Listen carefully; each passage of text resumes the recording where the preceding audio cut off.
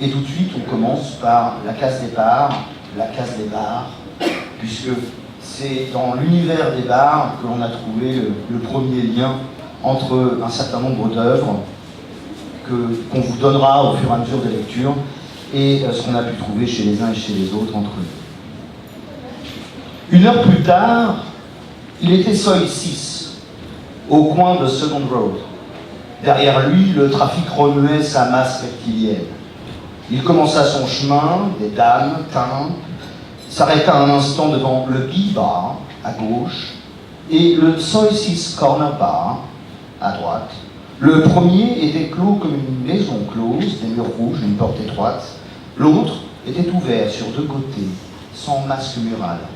Deux mondes, deux manières de voir les buts, à l'intérieur, à l'extérieur. À gauche, maintenant, il nota les deux comptoirs perçant la façade du Tornado Bar Guest House. Comme sont les ouvertures vers le salon, dans une petite chenette. On pouvait vivre dans les chambres, mais elles servaient surtout aux filles pour les short times et les douches étaient communes sur les paliers. À droite, le Tie Rose offrait l'inverse. Un mur clos, carrelé, avec collé dessus une reproduction de Ganesh et une fenêtre opaque, des tuyauteries électriques et d'eau usée et courante en guise de frise sur la corniche. Il resta à droite un bon moment, fit bonjour aux filles en bordure du Goodfellas, lettres blanches sur fond noir, deux pans vitrés teintés marron merdique, étenture rouge à la porte, traversa de même les relents rouges des néons du Three Angels, des lanternes chinoises pendues, auréolant celles qui attendaient, et vit entrer et sortir filles et clients du Family Mart mitoyen, boîte de préservatifs, bière, tube de KY, carte de rechange téléphonique en main. À gauche, ce fut d'abord le Saigon Girl, immédiatement suivi du King Kong Beer Bar, du Rally Point Bar et du Click. Une devanture de restaurant suivait, le Lord Inn, en capitale miroitante, étrange dans cette rue comme un bout d'Europe écrasé là, une suite de fenêtres avec cantonnières et rideaux, tenues par des embrasses, et des boiseries à la porte et au mur, des climatiseurs germant aux étages. La vérité traîne dans les bars de Kaiser Hack, traduction Olivier Litvin.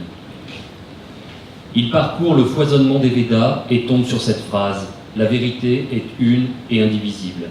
Ça le berce et l'endort. Il rêve. La vérité est célibataire et solitaire. Elle traîne dans les bars, mais tout le monde s'en fiche. La vérité traîne dans les bars pour gens seuls, mais personne ne s'intéresse à elle, ni les hommes, ni les femmes, hétéros, gays, lesbiennes ou bi. Finalement, la vérité rencontre la fausseté, convient d'un rendez-vous et se fait poser un lapin. La vérité se regarde dans la glace, se touche, rien ne se passe. La vérité est assise, seule, devant un verre. L'œil lugubre, elle regarde les hommes et les femmes qui s'adonnent à leur plaisir. Xavier Deutsch, la vie commence au deuxième verre.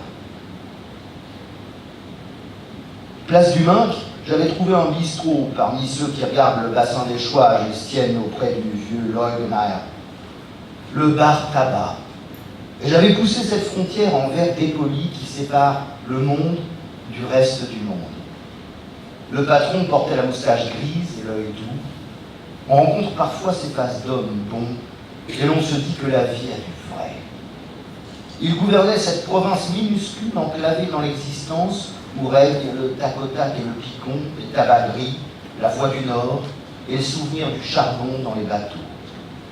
4 hommes d'âge variable consommaient de la bière au comptoir et la télé donnait un western de 1952 avec Gary Cooper et Grace Kelly. Le train sifflera 3 fois. J'avais commandé un canon de vin rouge et je m'étais installé au comptoir. Puis, dans ce bar tabac, j'avais eu l'occasion de vérifier combien exacte est cette loi que j'avais observée souvent: la vie commence au deuxième verre. Soyez dans la campagne flamande ou au Portugal, ouvrez une porte où l'on consomme des alcools. Cette loi se montre avec sa validité, son passeport dans toutes les langues. Je l'ai rencontrée dans le port d'Anvers et dans le 5e arrondissement de Paris, de Barcelone à l'Écosse et à la Pologne. Cette loi est une propriété du genre humain, mais il reste à la vérifier au-delà d'autres océans, car je n'ai pas encore mis le pied dans la Chine. Ouvrez cette porte, approchez-vous du bar et dites le nom d'une boisson fermentée, bière tchèque, vin rouge, cognac, en fonction de votre préférence et de l'endroit. patron sert votre commande sans vous regarder, puis il se consacre à d'autres nécessités qui ne sont pas faites pour vous concerner. Il importe pour cette loi de procéder avec aussi peu de hâte que possible, de boire peu à peu, de rouler puis d'allumer une cigarette, je rédigerai plus tard une autre loi qui prévaut dans le domaine du tabac que l'on fume, et de bien paisiblement habiter ce petit coin de comptoir que l'on occupe. Je recommande que vous adressiez aux consommateurs certains regards qui indiquent un contact, mais en vous gardant de manifester cette curiosité d'observateur qu'on apparente à la sociologie. Car le buveur qui se sent regardé redressera les murs de Berlin sur la distance qui le sépare de vous, et le patron sera solidaire de son buveur. Au bout d'un temps bien mesuré, appelez à vous le patron et faites intervenir ces mots en indiquant votre verre vide. S'il vous plaît, monsieur, la même chose. Goûtez alors la valeur de cette loi. Le patron s'avance, il regarde, il remplit votre verre, il ajoute une petite assiette d'olives, des carrés de fromage au sel de céleri, des petits poissons frits dans de l'huile au piment, des chips à l'oignon. Il vous adresse 3 mots et peut-être commence à vous raconter sa vie. Parce que si le premier verre vous sert à ne plus avoir soif, le deuxième indique au patron que vous aimez sa province et que vous êtes heureux d'y rester, ça lui plaît.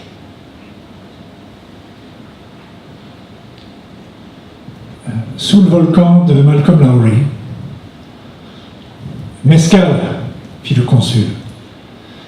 La grande salle du Farolito était déserte. Dans le fond du comptoir, un miroir où se reflétait la place, qu'on apercevait par la porte ouverte, lui renvoyait muettement la menace familière de ses yeux fiévreux. Cependant, le silence n'était pas complet, car la pièce résonnait de l'éternel tic-tac. Sa montre, son cœur, sa conscience, une pendule invisible. Très loin sous terre s'étendait un bruit diffus de torrents, d'avalanches géologiques.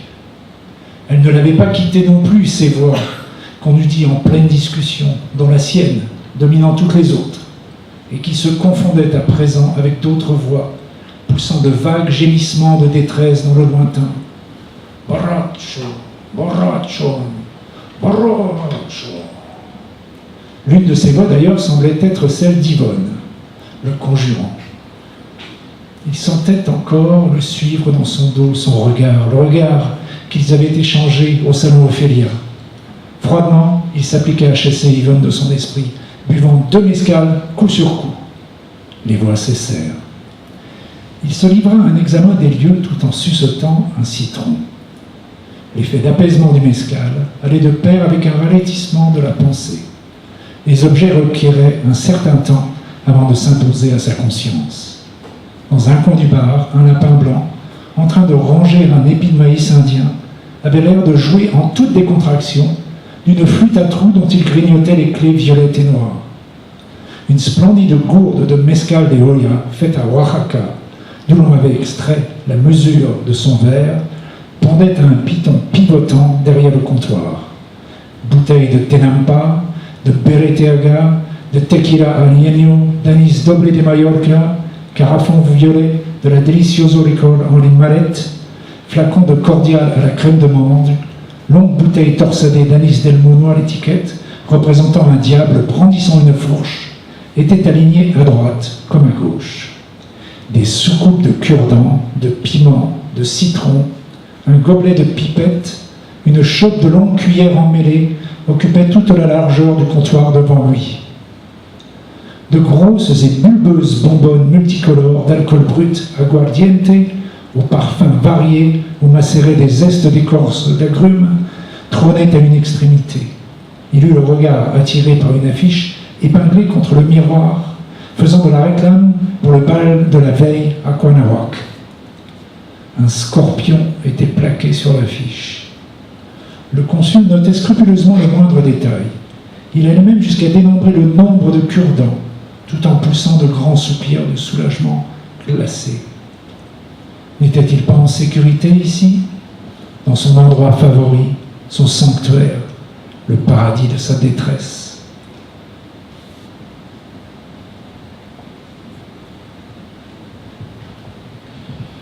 Les rois d'ailleurs, Nicolas Delot. L'été arrivant, Robert avait déployé sa terrasse. Quelques chaises, des tables, de nouvelles étagères surtout, Un bric-à-brac aux allures de vide-grenier qui, la nuit, semblait diffuser de soi-même la lumière de quelques lampes à pétrole qui s'y disséminaient. Robert ne rangeait pas sa terrasse pendant la nuit. Elle prolongeait le bar sous une marquise blanchie de lune et d'averses. Elle s'offrait à tous ceux qui, alors que la nuit était trop avancée pour les laisser entrer, venaient y attendre la lumière du jour et l'odeur du café. À tous ceux aussi qui, n'ayant fini ni leur bière ni leur découverte à l'heure de fermeture, souhaitaient s'installer là un moment encore pour lire, dessiner, le viser ou rêver aux étoiles avant de repartir. Et la nuit, dans le froissement des pages, le cliquetis des bibelots que l'on touche et les nouvelles chuchotées, bien malin eût été l'homme capable de distinguer l'une de l'autre des deux populations. Tous venaient avec en main des bouteilles à partager et du bois ou du charbon à mettre dans le brasero. On avait bientôt ennuyé Robert, cela n'était pas légal. Le bar devait fermer la nuit. Il avait rétorqué en souriant que son bar à lui était fermé, qu'il ne servait personne à 16 heures, et que ce qui restait sur sa terrasse était à tous, un bien commun, au même titre que la lumière des lampadaires, à ceci près qu'on ne payait pas pour cela, ou dans des monnaies dont le cours ne s'évalue pas. Il rétorqua qu'il les emmerdait, poliment mais clairement, que chacun était libre de s'asseoir là où il voulait, quelle que soit l'heure, et que ces chaises ne faisant l'objet d'aucun interdit, elles s'offraient comme une opportunité à tous ceux qui n'avaient plus la souplesse ou pas l'envie de s'asseoir par terre. C'était aussi simple que cela. Devant les mauvaises grâces, il laissa même, provocation joyeuse, de quoi boire et réchauffer des plats. Aucun voisin ne se plaignit jamais de tapage nocturne. On n'entendit plus les grincheux.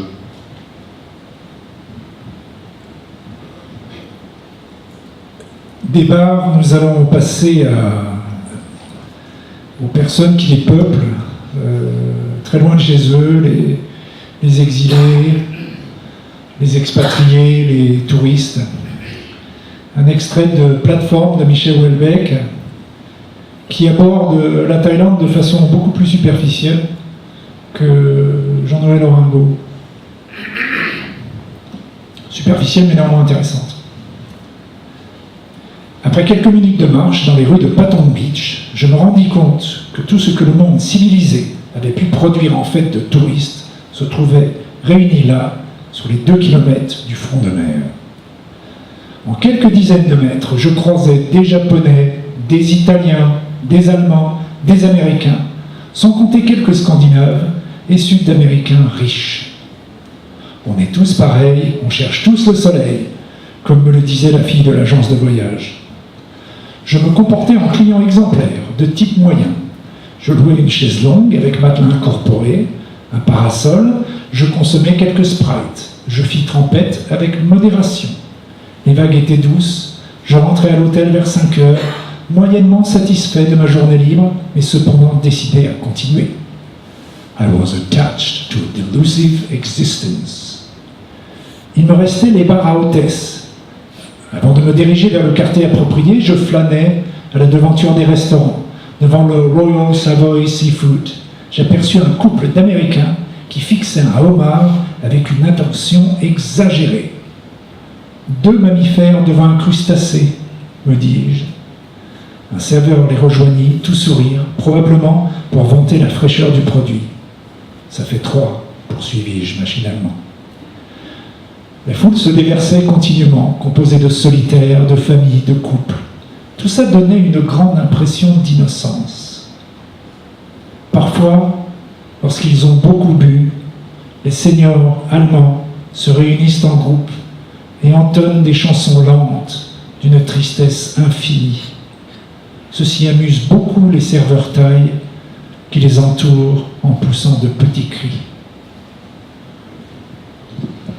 Nicolas Delot, Les Rois d'ailleurs.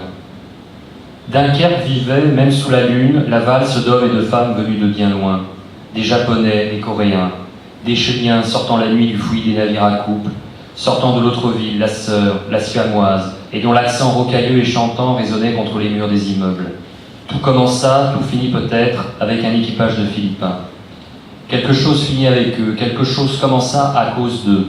Bien malin qui saurait dire si Robert et Janos avaient prévu cela, si c'est cela qu'ils souhaitaient.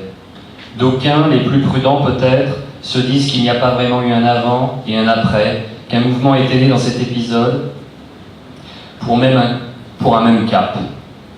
Les Philippins, On les voyait déambuler dans la ville par petits groupes, craintifs et circonspects, maigres et noueux, sans âge. Mais leurs yeux noirs brillaient d'un feu neuf.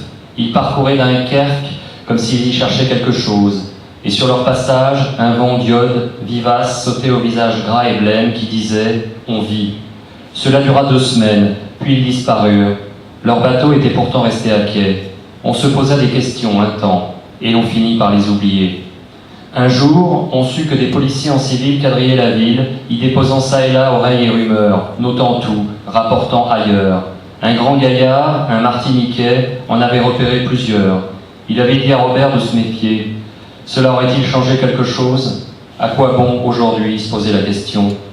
On ne se souvint que plus tard des Philippins, et qu'ils avaient été les premiers. Puis ce fut le tour d'un équipage angolais. Ils n'étaient pourtant que 2, arrivés dans une barque minuscule, et dont on se demandait bien par quel miracle ils avaient pu arriver jusqu'ici.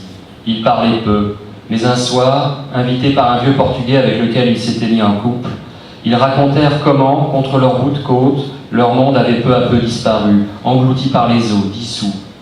On songea à l'antique cité d'Is, sans être bien sûr d'avoir tout compris. Plus bas, des bateaux arrivaient toujours au port et, le temps de leur escale, servaient de logis, d'antenne, de lieu de rencontre. Les hommes, les bateaux en foule s'agglutinaient, repartaient. Les visiteurs ne restaient pas longtemps, parfois juste une nuit, parfois quelques semaines. Le port était devenu une autre ville, toujours en mouvement, toujours changeante. Une organisation compacte de navires du monde entier, barques et yoles, sampans, d'eau, boutres et pirogues, chalutiers épais, tonniers en sursis, doris ou pointus se serraient, s'entassaient entre les carènes immenses des porte-conteneurs et des vraquiers, dressant plantations nouvelles des forêts de tiges, de tanglons, de mâts et de baumes, de fanions colorés, de pavillons inconnus, de parfums forts et de champs rauques. Une ville sans plan, sans ordre, sans certitude de retrouver au lendemain le quartier qui vous avait accueilli la veille. Des bateaux alors, il y en avait tant que l'on ne vit pas non plus le premier d'entre eux disparaître, ou qu'on le confondit avec ceux qui reprenaient la mer. C'était ingérable, entendait-on dire parfois.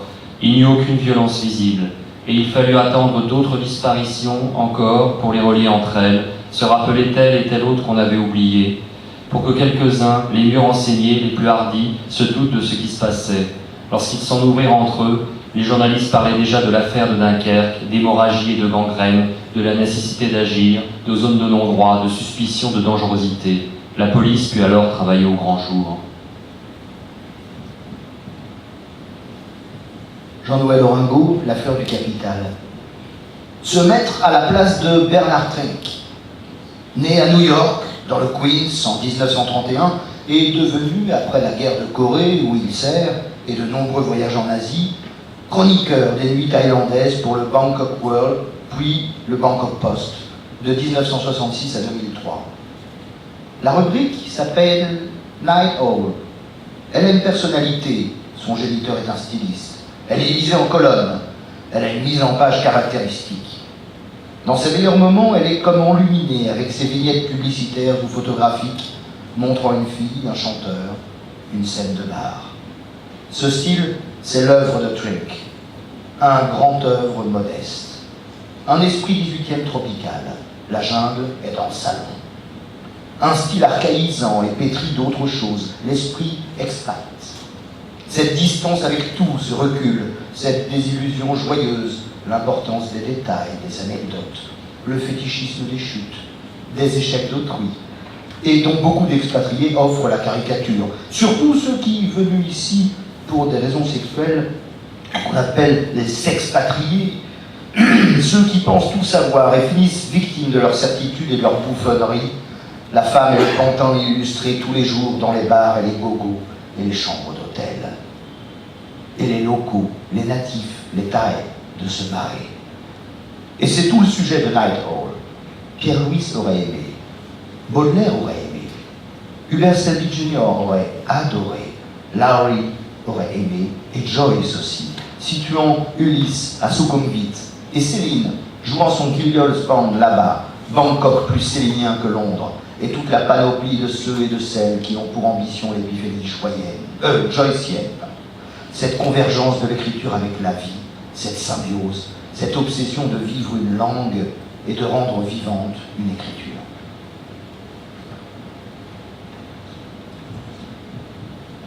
Nicolas Delot, Les Rois d'ailleurs. Je ne crois pas que le besoin de voyager puisse pâtir des déliquescences du monde, et ce pour plusieurs raisons, voyez-vous. La première, et la plus évidente, est que c'est précisément cette déliquescence qui l'a engendré, ce besoin. Ce n'est pas rien, madame. Je suis parti en quête d'une retraite, d'un lieu de méditation et de calme, coupé du monde. C'est en tout cas ce qui m'a poussé à fuir. Le vieux sentait venir l'envoler, il renchérit. Et j'ai bien compris, tu as fui, mais c'est lâche. Je croyais que tu t'étais douloureusement exilé pour parvenir à tes fins et écrire. Je suis parti volontairement, mon père. Mais oui, j'ai fui, oui aussi, parfaitement.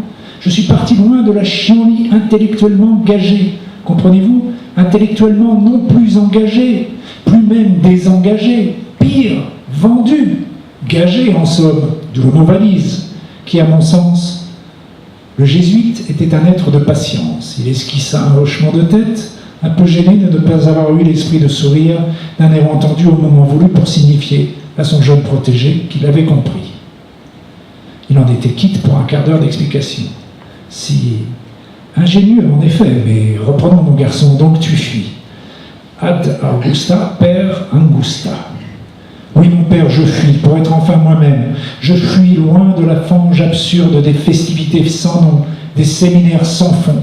Dans les colloques, ce ne sont plus les méandres de notre intellect, mais les carnets d'adresses qui s'emplissent de nouvelles connaissances. Parce que cela a été un jour. Je suis parti loin du brouet universitaire, des suffisances artistiques, des petits fours écœurants et des cocktails merdiques, des casse-pieds de tout poil, des hommes satisfaits et circonférents. Je quitte sans regret la fleur aux dents, les songes creux, les parles creux, les fesses Mathieu de la pensée et du verbe. Ouste les scribaillons, du balai comme vous dites, ouste les gêneurs, les raseurs, le purin des philosophes. Des philodoxes, oui, des amoureux de la toxa. Voilà l'apport de notre siècle à l'histoire de la pensée. Le père Raoul jubilait. Il continua, souriant. Et tu veux méditer pour trouver ton chemin? Pour réfléchir librement? Ou pour poser ton regard d'aigle désenchanté sur le monde tel qu'il va? Ces trois options seraient-elles incompatibles? Non pas, mais si tu prétends réfléchir loin de tout support et de toute confrontation, ou méditer sur le monde sans l'observer tout à fait, il me semble que tu fais fausse route, ce qui invalide du coup aussi la première option. De Paul Claudel, tiré de connaissances de l'Est, Pensée en mer. Le bateau fait sa route entre les îles. La mer est si calme qu'on dirait qu'elle n'existe pas. Il est 11h du matin et l'on ne sait s'il pleut ou non. La pensée du voyageur se reporte à l'année précédente. Il revoit sa traversée de l'océan dans la nuit et la rafale, les ports, les gares, l'arrivée le dimanche gras, le roulement vers la maison, tandis que d'un œil froid, il considérait au travers de la glace souillée de boue les fêtes hideuses de la foule.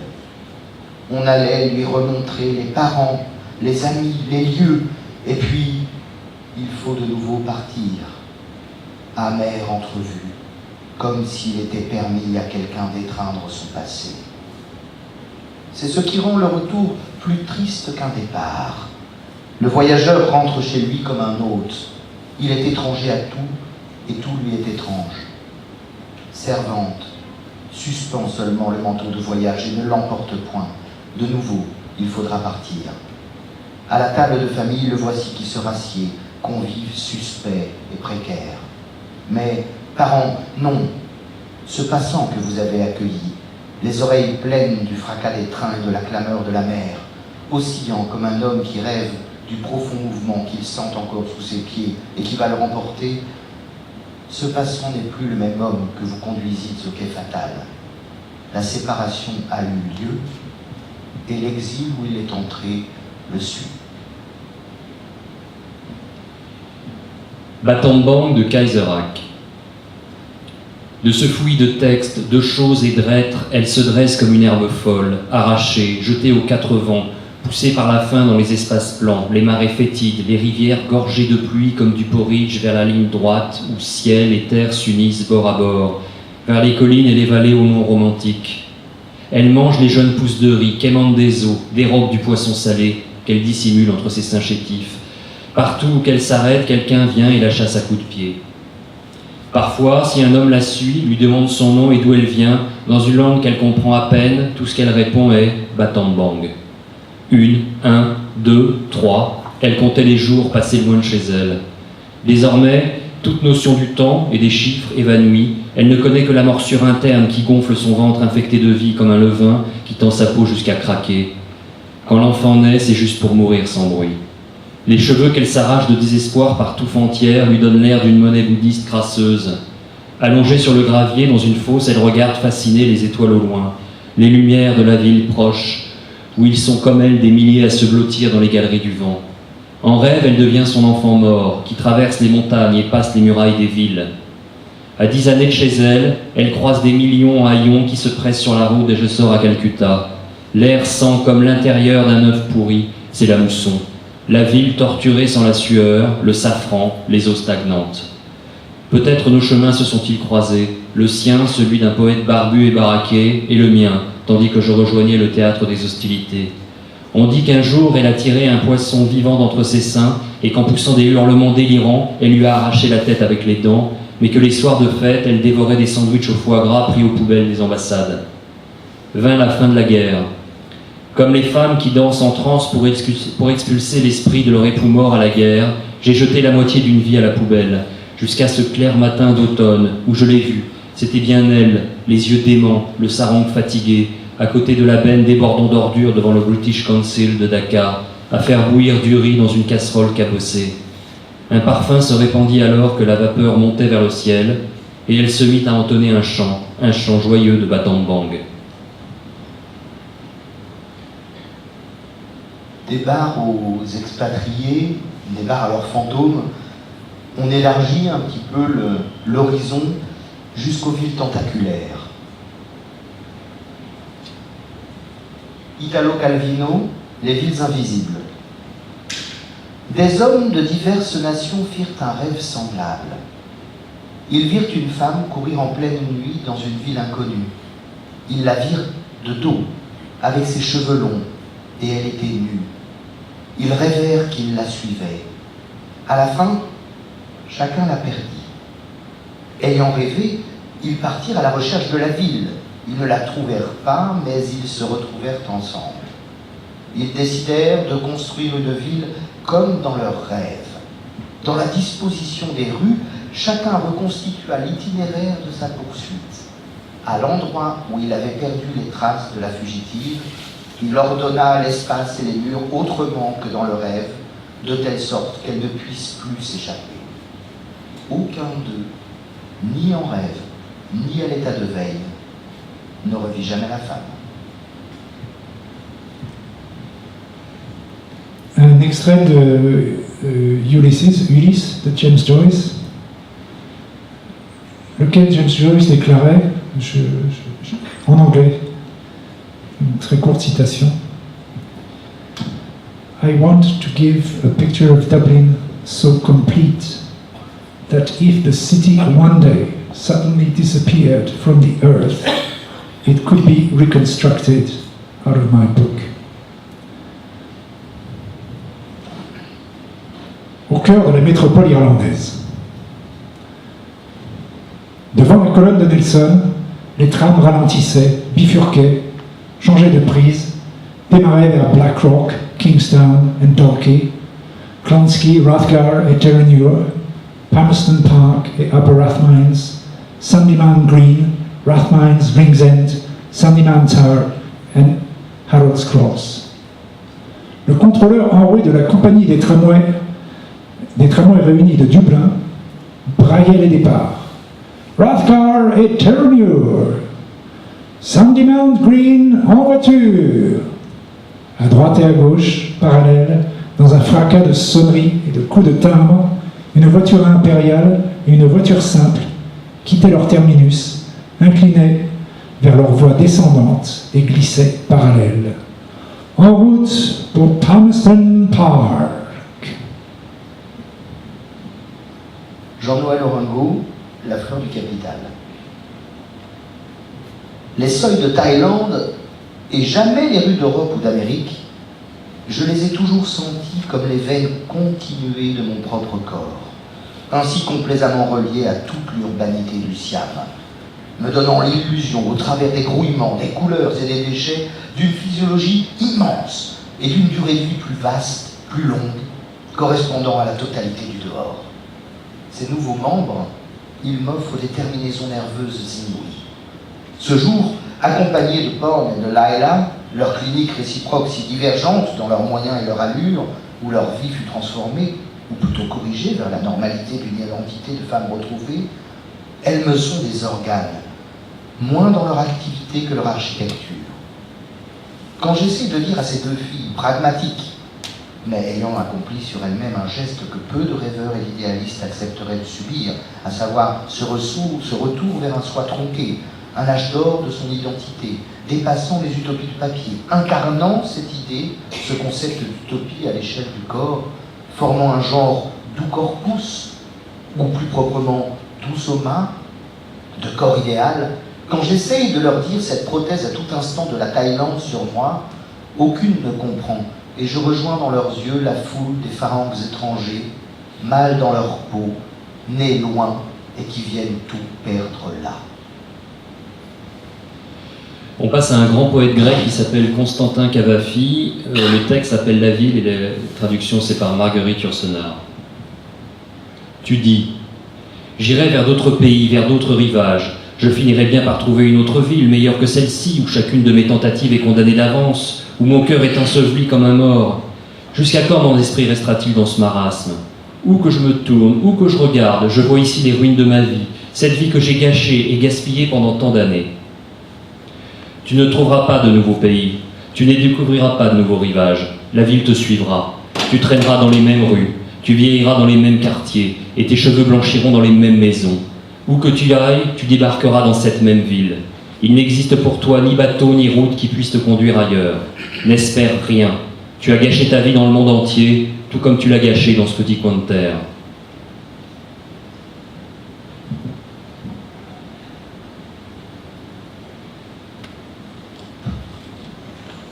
Jean-Noël Ringot, La flotte capitale.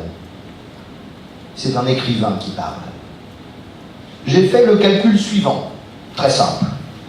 Sachant qu'à l'heure actuelle, une page standard d'un livre grand format mesure en moyenne 14 cm de largeur sur 20,5 cm de longueur, qu'un mètre carré représente donc à peu près 35 pages, 1,0045 m² exactement pour les fanatiques du précis, que la superficie de Pattaya est de 22,2 km², et que, pour rappel, 1 km² c'est 100 hectares, soit 1 million de mètres carrés, il me faudrait écrire, pour couvrir la surface au sol de cette ville, 777 millions de pages. On peut rajouter qu'en bourrant bien, la tranche d'un livre de 1000 pages d'une épaisseur de 4 cm, soit 31 080 mètres de rayonnage, plus de 30 km. À l'échelle d'un astre d'une durée de vie stellaire, l'existence humaine n'est rien. Mais par ce genre de projet, elle se venge. Une belle réponse esthétique aux défis quantitatifs du monde où nous naissons et qui nous nargue de ces chiffres. Mais c'est insuffisant. Alors on passe maintenant aux habitants et habitantes des villes, aux pirates modernes, aux légendes urbaines. Et on commence par Nicolas Delot, Les Rois d'ailleurs. On avait allumé un barbecue sur le pont arrière. On mangeait dehors, au couchant. Le capitaine avait mis le cap sur Tanger. Une odeur de poisson grillé baignait le pont. Sirotant un verre de Porto Blanc, je regardais la longue traîne d'oiseaux en quête de nourriture. Douce ivresse. Le capitaine, une nouvelle bouteille à la main, me rejoignit. Un verre, gamin? Du vin d'Alentejo. J'étais parti pour tout, tant qu'à être sous. D'ailleurs, j'avais bien l'impression de ne pas être le seul. Je n'avais jamais vu les deux Ukrainiens aussi bavards. Il les regarda. Il leur en faut plus, crois-moi, et t'es pas au bout de tes surprises. Ces deux-là, c'est des mastards, ces deux frangins. Je leur ai sauvé la mise à Durban. Ils étaient 3 alors. Ils avaient un autre gars avec eux, un géant, pas facile à cerner. Ils étaient ronds comme des barriques et ils avaient désossé le bar. Bouteilles, tables, chaises, clients, la totale. Quand plus tard, je leur ai demandé ce qui s'était passé exactement, ils ont rigolé comme des bossus et ils ont dit « on jouait ». Bref. Ce soir-là, le patron n'avait pas appelé les flics. Il était parti en cuisine. On était revenu flingue en pogne, et il avait tiré dans le tas, comme ça, sans prévenir. Ping, ping, ping. Putain d'Afrikaners, je les déteste. Des casques à boulons, tous. Une balle dans le bras pour le premier, une dans la cuisse et une entre les côtes pour le second. Tout ça pour du chahut. Faut pas tenir un bar dans un port si tu veux des rombières et du thé. J'avais déjà eu des matelots ukrainiens, alors je les ai pris, avec Gaël, et on les a emmenés sur le Beluga. Avec une connerie pareille, ils étaient virés de leur bord. Ça plaisante pas chez eux. L'autre chez nous, ce serait pareil. Je les ai soignés, et je leur ai proposé un embarquement, à l'essai. Ça doit faire 20 ans maintenant. Ils n'ont jamais quitté le rafio que pour traiter de nos affaires. Des tueurs, gamins, sans complexe, et d'une loyauté sans faille. Ils sont bien payés, le boulot leur plaît. Je sais que je peux compter sur eux comme sur moi-même. C'est rare, ça. Quant à l'autre, le troisième larron. C'était un Russe aussi, leur copain de bordée. Il s'en est tiré, il a disparu. Il était monté à bord avec eux, mais il n'est pas resté. Je lui ai proposé d'embarquer aussi. Il m'a répondu qu'il naviguait seul sur le plus beau bateau du monde et qu'il le faisait avancer en jouant de la musique. Des conneries, quoi. Des conneries de poètes de soir de grande cuite. N'empêche, je me souviens parfaitement de cette discussion. Pas de sa voix. Pourtant, les voix, je retiens mieux que les visages. C'était pas un type comme les autres. Un mec curieux. Louche, je ne dirais pas, mais curieux. Et qui te foutait mal à l'aise. En tout cas, un type qui avait dû avoir une drôle de vie et qui continuait à la mener pas comme tout le monde. Je respecte ça. J'ai pas voulu savoir ce qui s'était passé, aucun intérêt. Il est reparti, poignée de main et en route. Avant de s'éloigner, j'ai vu dans son regard qu'il me disait merci pour l'offre et d'autres choses. Jamais croisé un regard comme ça. Derrière ses yeux, ça sentait la tempête, mais avec des apaisements tout petits, d'une demi-seconde, des bonasses d'une force. J'y repense souvent. Je sais qu'on n'aurait sans doute pas fait de vieux os à bosser sur le même bord, que ça n'allait pas coller. Aujourd'hui, je me dis même qu'il n'était pas fait pour aucun bord. Mais parfois, je regrette qu'il ne soit pas monté. J'aime bien la musique. Je me disais ça pour rigoler, mais imagine, gamin. Ce bonhomme-là, il avait une gueule à ne jamais mentir. Et aujourd'hui, ça fait un bout, je suis sûr, tu m'entends, sûr qu'il ne mentait pas. De toute manière, il était parti. Faut rien regretter. Peut-être que sa musique aurait été pleine de trop de choses qui me ressemblent. Je ne sais pas, peut-être. On n'en saura jamais rien. Dimitri, c'était son nom. Une petite remontée dans le temps, avec une petite précision. Il y a dans La Fleur du Capital un personnage qui s'appelle Kurtz. Kurtz, et je ne sais pas, peut-être quelques-uns d'entre vous connaissent un autre Kurtz fameux, qui est le héros d'une magnifique nouvelle de Conrad, qui s'appelle Au cœur des ténèbres. Les trois textes qui vont suivre remontent aux origines de Kurtz. On part de Jean Noël et on arrivera jusqu'au règne du malin que Olivier nous présentera. D'abord, La Fleur du Capital.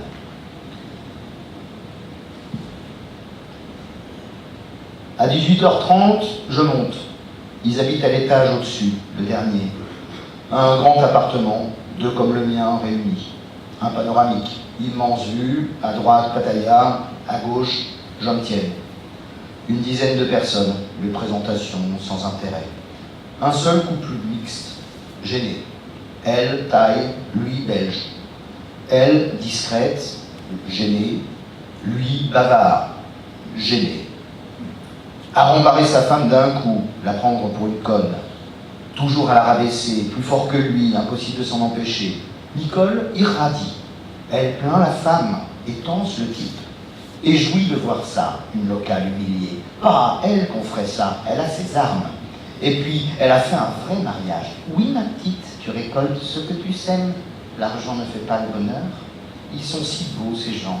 Elle est si belle. Pauvre fille. Pauvre, pauvre, pauvre fille. J'ai besoin de boire. J'avale du blanc et du rouge.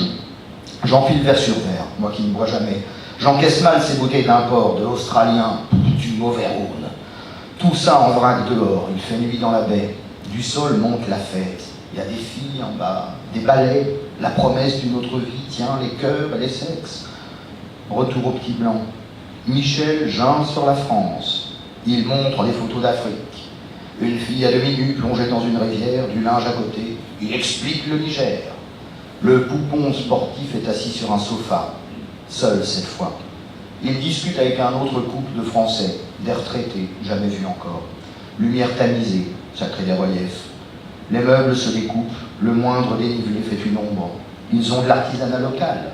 des boudasseries, têtes de Gautama, des tableaux en faux jade, des bas-reliefs d'éléphants et de mers de lait, le Ramayana illustré, 2 grands éventails ouverts accrochés. Ceux-là sont très beaux. La nuit est presque douce, on se gratte les jambes, les moustiques arrivent même jusque-là. Miss BTS Tourisme apparaît, accompagnée d'une taille, une fille d'hôtellerie, étudiante, fin de master à Rancid University, sœur d'adoption. Je sais comment m'y prendre, ces deux-là, dans mon lit. On discute de Pattaya, elle rit de mes histoires, je ne cache pas grand-chose. La fille taille est à fond, elle boit du vin, elle est saoule vite. Habituée des alcools, pas du vin, ça saoule autre. Il y a aussi du champagne, j'en sers copieusement, mais elles finissent par s'éclipser. Une soirée ailleurs, la villa d'un copain. Je veux, si je veux, je viens. Je zappe la dérive. De 10, on devient 6, puis 4. Bientôt, moi, Nicole et Michel, j'ai battu un record. J'ai tenu longtemps. Ils me plaisent bien. Ils souffrent beaucoup. Je m'y connais en souffrance. J'en ai vu chez les gens. Ils sont comme ça, ces otages qui comprennent leur ravisseur, cette journaliste néerlandaise, violée, compréhensive, si traumatisée, si haineuse de ses libérateurs. Cette horreur en elle, cette horreur en eux. Michel, Nicole, l'horreur. L'horreur. Le grand guignol grinçant, comme ces SS ridicules. Toujours l'horreur se grime, du grotesque maléfique. Les démons sont clownesques, ils sont possédés, c'est exactement ça, ils ne sont pas eux-mêmes. Parents, victimes, c'est évident. Une révélation. Leurs paroles menottées, idées reçues d'esprits malfaisants, la survoient. Il est trop tard pour eux dans cette vie-là, trop tard, mais pas dans l'autre. Il y a un remède, tout converge, tout est signe vers moi. L'instant est là et j'ai compris. Je m'en vais, je suis fatigué. Nicole me câline. Mais il est tôt, Kurt, surtout pour quelqu'un comme toi. Bon alors, ton prénom, c'est quoi? Après, à peine entré chez moi, je cours au tiroir. Tout est précis, plus d'idées noires. Tuer, c'est soigner l'âme des assassinés. Je remonte vite fait par l'escalier, je vais les aider. L'altruisme vrai, le désintéressé, ça va me coûter cher. Je sonne, c'est Nicole qui m'ouvre. « Ah, tu as oublié quelque chose ?»« Il t'a oublié, dit Michel, il s'en veut. » Il est un peu ivre, heureux et ravi, le Michel, la bonhomie partouzarde. Il veut me voir avec sa femme. Je dis, je veux vous aider. Vous souffrez, je veux vous aider. Nicole se tourne vers Michel. Il est laid, Michel, un front hydrocéphale, des cheveux gras, des traits défaits, des gencives orphelines, édentées. Et cette lenteur, cette bizarre élocution, parlant du nez, un genre enrhumé. On a envie de le moucher, Michel. Un petit garçon mal aimé. Nouvelle rotation de Nicole vers moi. Elle a mon MK23 sur le front, l'embout du silencieux à 2 cm. Son crâne n'explose pas. Le cou est tellement proche qu'il fait un trou sale et poudré. Michel crie. À peine une seconde, je vise vite. Il tombe et je l'achève un deuxième tir. Et je te vois partir furieux, furieuse, sur voie sans tracher. Tu quittes leur corps. Leurs cadavres retrouvent quelque chose, une lumière spirituelle. De ce Kurz-là, on remonte jusqu'au Kurz de Conrad.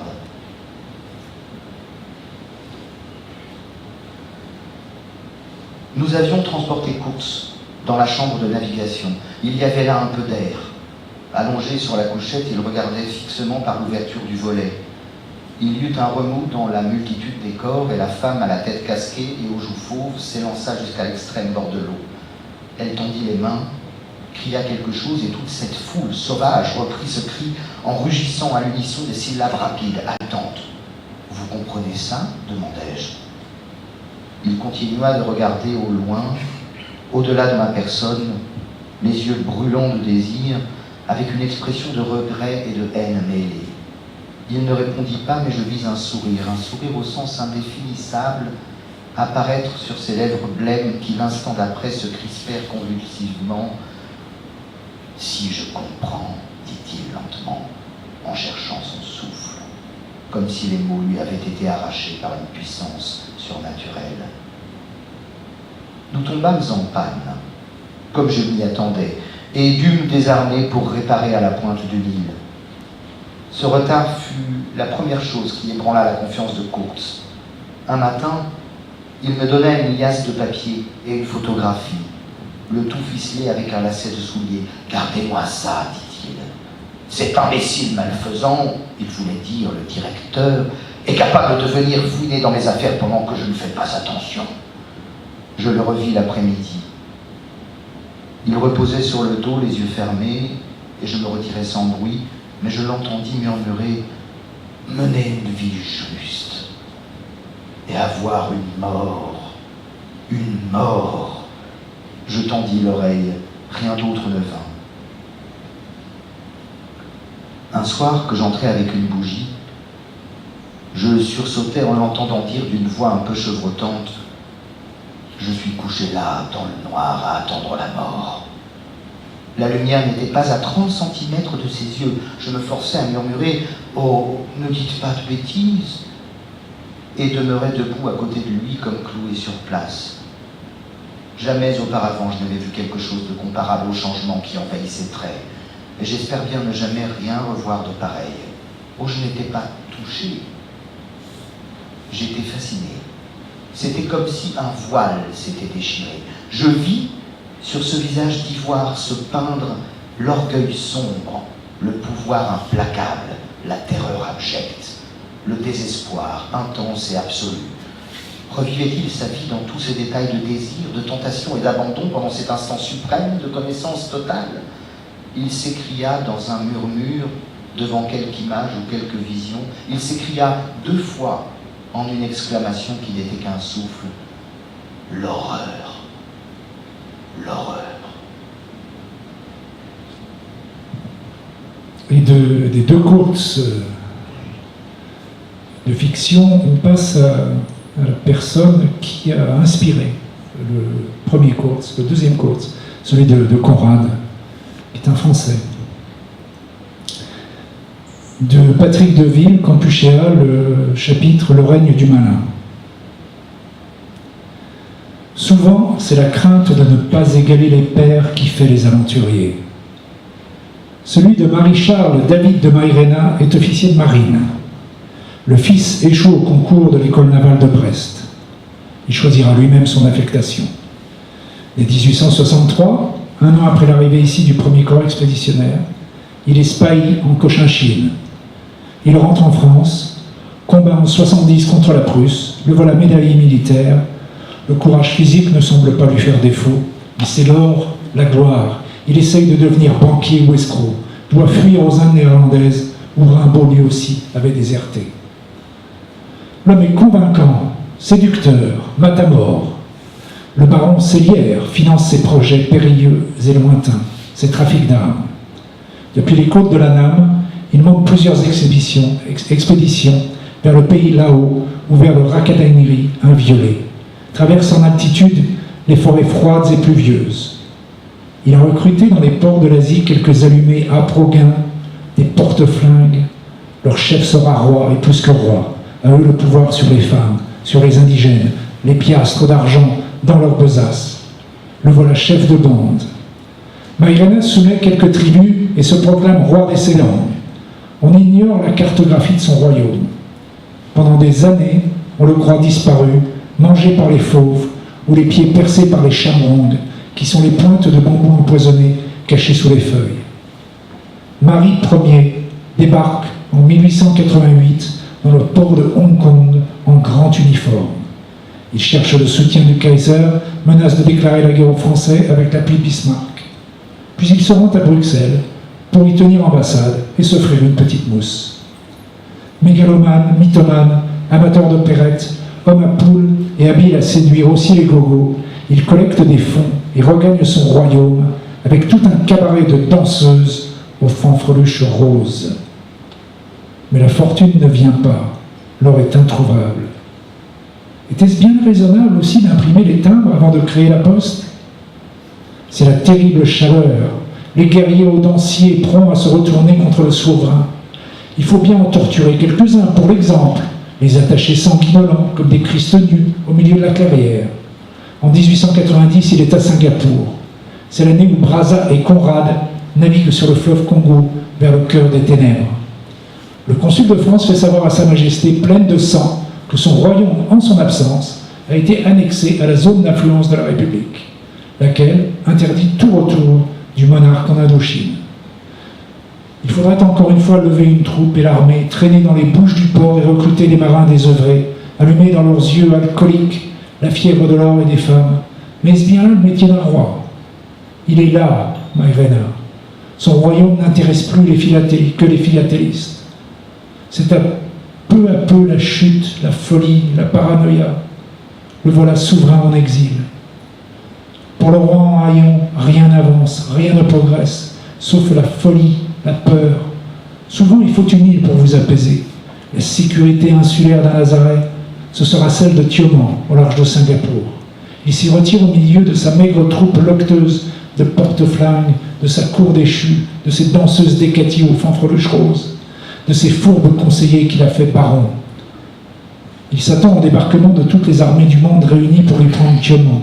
Il craint l'empoisonnement ou une révolution de palais. Ne mange ni ne dort. Il y meurt en effet.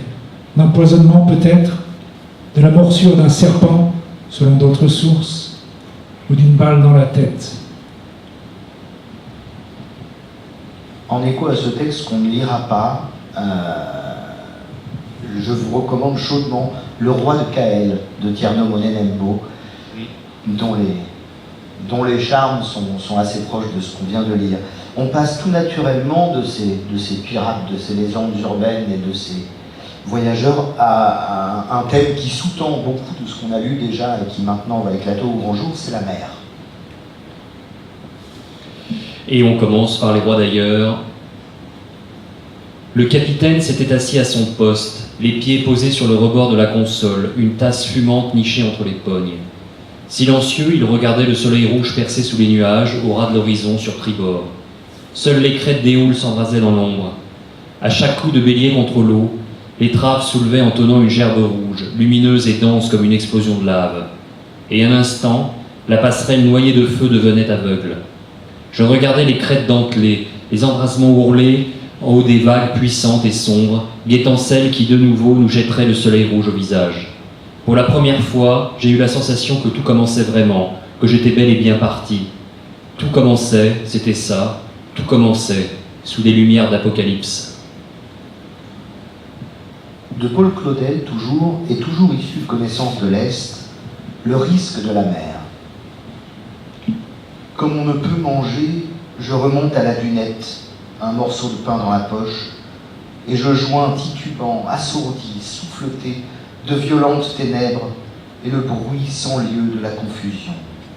Séparant mes lèvres dans la nullité, j'y conduis une bouchée aveugle, mais bientôt, partant de la lueur de l'habitacle, mes yeux peu à peu habitués reconnaissent la forme du navire, et au-delà, jusqu'aux limites de l'horizon rétréci, l'élément en proie au souffle.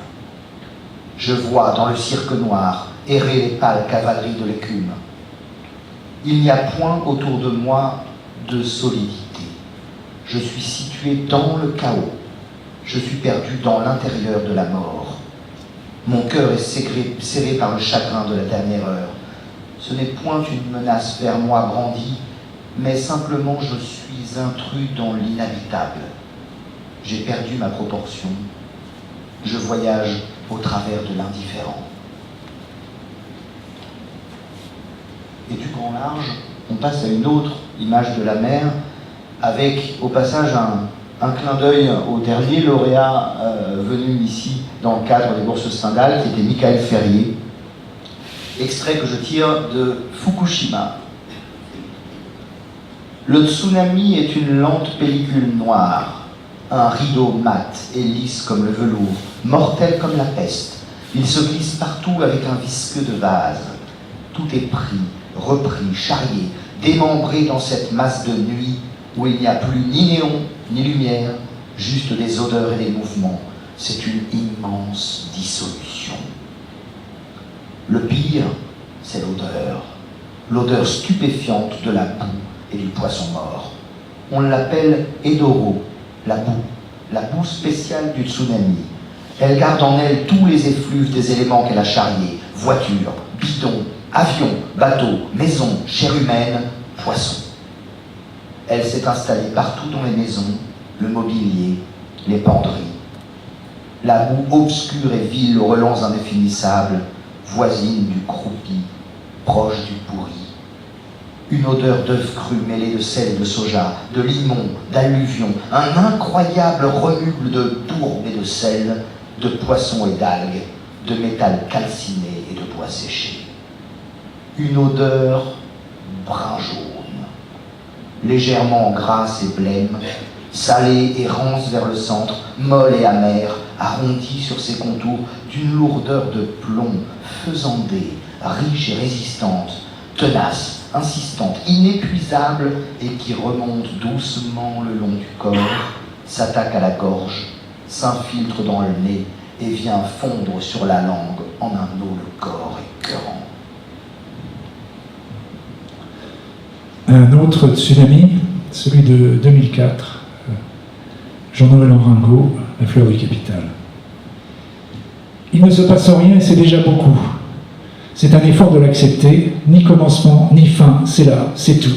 Et Pattaya offre ça, cette flottaison, façon plastique sur mer, toutes ces formes capsulaires et globulaires, ces sacs et ces bouteilles et ces emballages, toutes ces traînées à la transparence poisseuse, huileuse, parfois opaque, hydrocarbures noirâtres, et nous vivons là-dedans, nous sommes deux grèbes, notre lit est psychosaumâtre. Il dévie dans la masse des flots corrompus de Pattaya.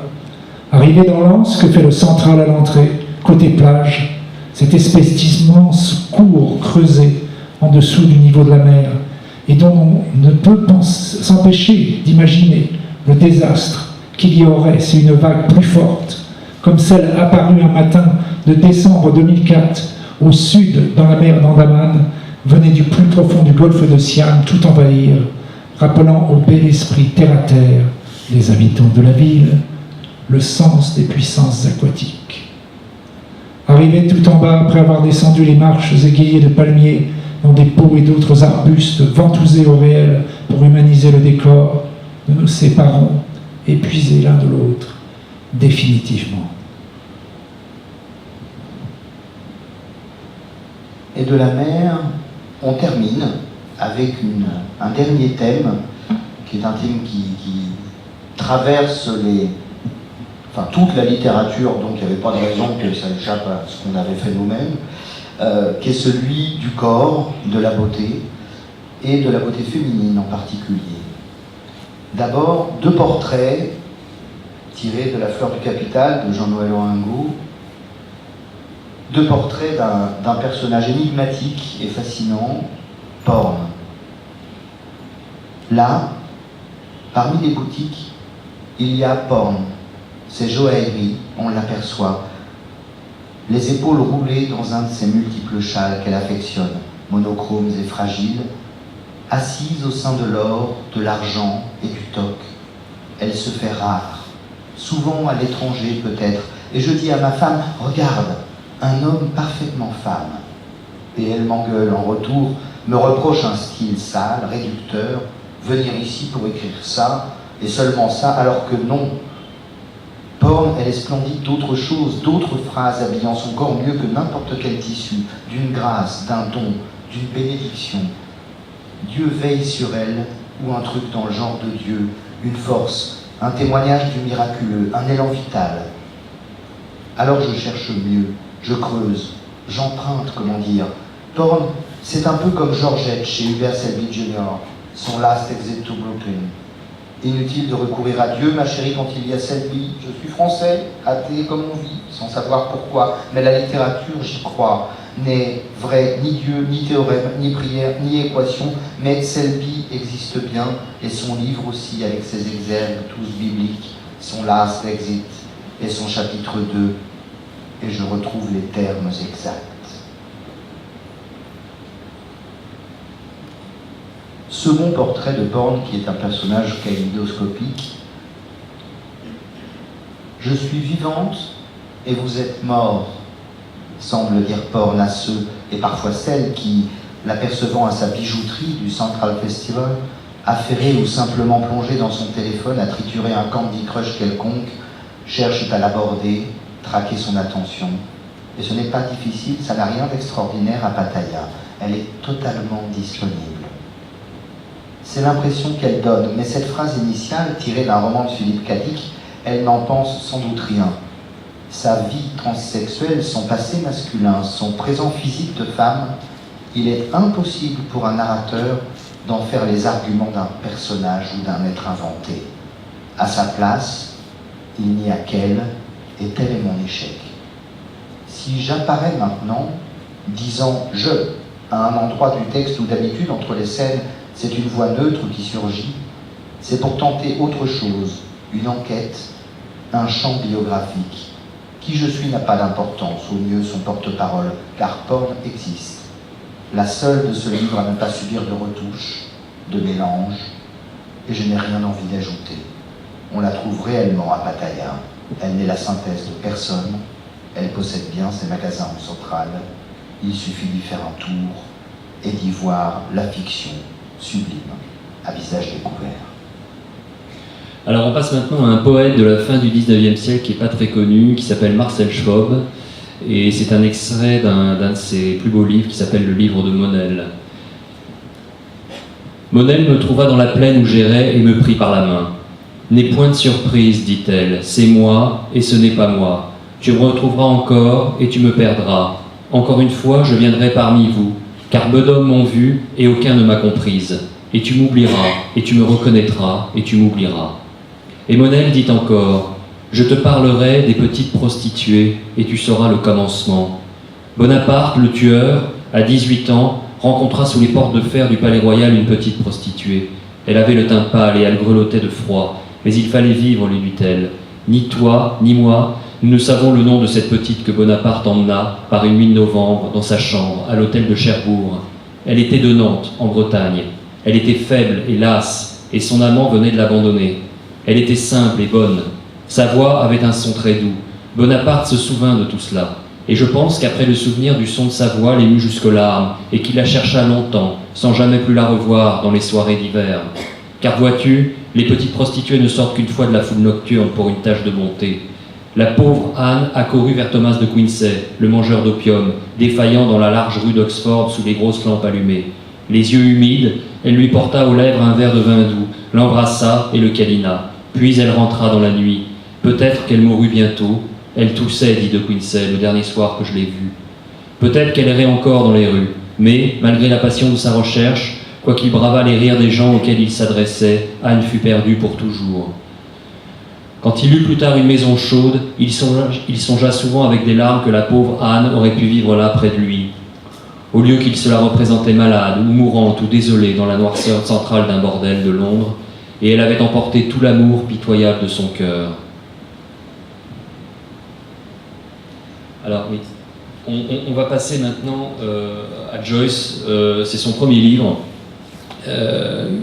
C'est un livre de poèmes et la traduction c'est Olivier Litvin. Ma bien-aimée, écoute donc le récit de ton amant. L'homme aura du chagrin lorsque ses amis le lâcheront, car il saura alors que ses amis le trahissent et que leurs mots ne sont que cendres. Alors, quelqu'un de lui s'approchera doucement et doucement lui montrera les charmes de l'amour. La main posée sous son sein lisse et rond, celui qui a du chagrin trouvera le repos. Poème 24 du même recueil. Elle se peigne en silence. Elle peigne ses longs cheveux en silence et avec élégance, avec tant de jolies manières. Le soleil brille sur les feuilles des saules et sur l'herbe mouchetée. Et toujours elle peigne ses longs cheveux devant le miroir. Je t'en prie, cesse de te peigner tes longs cheveux, car j'ai ouï dire qu'il y avait sorcellerie sous des manières si jolies, qui ne font qu'un de l'amant qui reste et de celui qui part. Toute belle, avec tant de jolies manières et tant d'indifférence. Poème 28. Gente d'âme, ne chante pas de tristes chants sur la fin de l'amour. Départis-toi de ta tristesse et chante combien nous suffit l'amour qui passe. Chante le long et profond sommeil des amants morts et comment, dans la tombe, tout amour s'assoupit Là est l'amour aujourd'hui. Voilà. Merci. Merci beaucoup.